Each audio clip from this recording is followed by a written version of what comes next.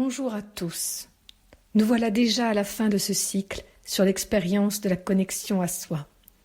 C'était un cycle dense qui m'a demandé, pour ne pas me laisser trop embarquer par le mental, de puiser dans mes intuitions profondes. Je vous ai parlé du cadre philosophique sur lequel je me suis appuyée, les Yoga Sutras et la Taittiriya Upanishad, mais il y a bien sûr toute l'interprétation, partiellement issue des enseignements du petit-fils de Krishnamacharya et partiellement issue de mes propres expériences de vie et de yoga. Je n'insisterai jamais assez sur le fait que le yoga est avant tout une expérience, si on est candidat à la traverser. Chacun est libre de ses objectifs et de faire le chemin qu'il souhaite, bien évidemment. Simplement, le yoga peut mener loin, aussi loin que vous serez prêts à aller. Comme je concluais lors de la dernière causerie, le chemin n'est pas toujours facile. Si je prends la métaphore d'une longue marche, on parguillerait, les chaussures sont confortables, le sac à dos paraît encore léger et le paysage et la nature semblent receler l'étincelle magique qui va nous faire du bien. Un sentiment de liberté nous pousse et nous réjouit. Et puis, le deuxième ou le troisième jour, la fatigue se fait sentir. Les jambes sont lourdes, les pieds commencent à souffrir. On se demande pourquoi on a eu cette idée saugrenue. On n'est même plus capable de regarder avec plaisir les paysages, qui pourtant sont toujours aussi beaux, et on commence à trouver les oiseaux bruyants. C'est là qu'un compagnon de route expérimenté sera très utile. Il est passé par là. Il sait qu'on a envie de tout arrêter, de retourner à la civilisation, qu'il faut chercher en soi les ressources pour franchir l'étape de découragement.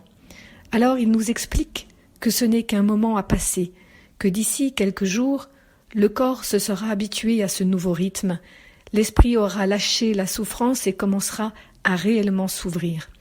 Certains s'arrêtent, d'autres poursuivent, et quelques jours plus tard, effectivement, il y a un mieux.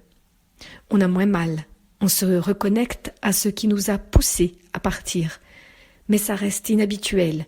On fait encore des erreurs en parcourant une étape trop longue, par exemple, pour finir le périple plus vite, ou en remplissant trop son sac à dos, parce qu'on veut du confort pour la nuit, ou une bouteille de vin pour se donner du courage. Il faut encore se délester. Et à un moment, on ne sait pas quand, mais il arrive toujours, c'est l'allégresse. Le sac à dos est toujours là, les souliers et les pieds font encore un peu mal, le corps est éventuellement fatigué, mais on danse avec ses chaînes, comme me l'a fait remarquer l'une d'entre vous. Et ce n'est plus l'arrivée qui nous tient, mais le chemin. Ces phases se déroulent dans tout ce qu'on entreprend dans la vie, si on approfondit et si on se connecte. Elles se répètent, mais à chaque cycle, on est plus léger. C'est vrai également pour le yoga.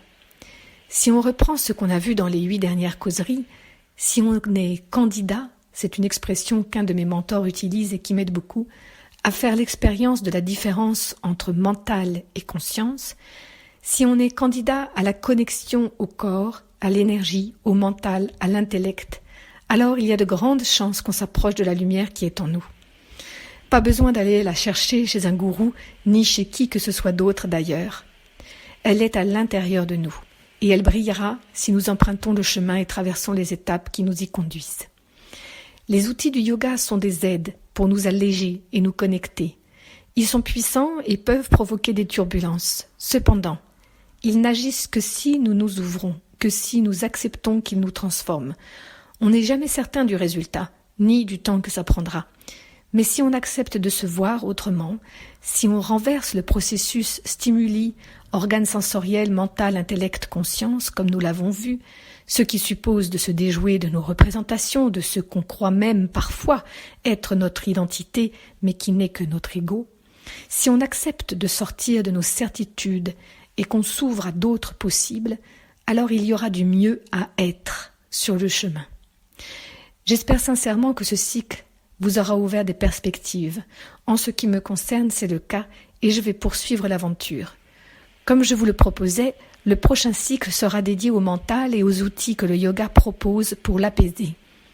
Avant de commencer ce nouveau cycle, je serai heureuse d'avoir vos retours.